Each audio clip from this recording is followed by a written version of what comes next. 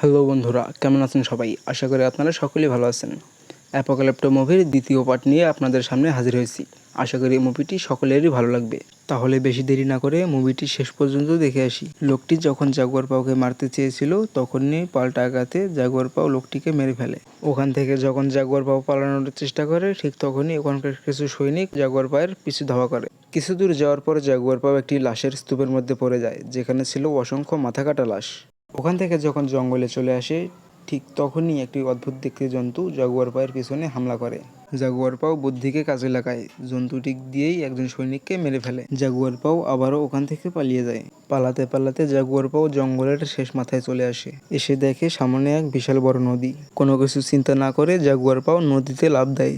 নদীতে লাফ দেওয়ার পরেও জাগুয়ার পায়ের শান্তি নেই। সৈনিকরাও লাফ দেয় জাগুয়ার পাওকে ধরার জন্য। জাগুয়ার পাও আবার ওখান থেকে পালাতে থাকে। পালাতে পালাতে হঠাৎ করে এক চোরা কাদার মধ্যে পড়ে যায়। আমরা তো চোরা বালির কথা শুনেছি, কিন্তু চোরা কাদার কথা তো শুনিনি।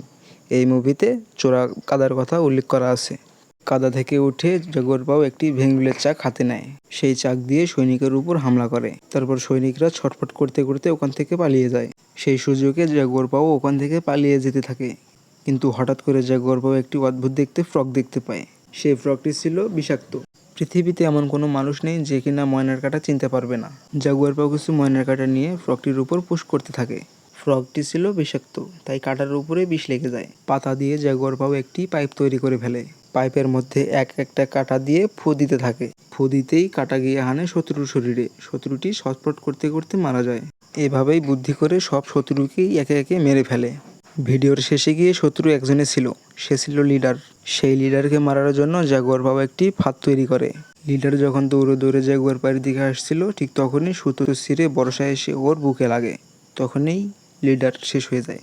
তারপর জাগুয়ার পাও তার স্ত্রীর কাছে আবার ফিরে আসে, যাকে কুয়ার মধ্যে লুকিয়ে রেখেছিল। এসে দেখে কুয়ো ভর্তি পানি, আর একটু দেরি করে আসলেই ওরা সকলেই মারা যেত।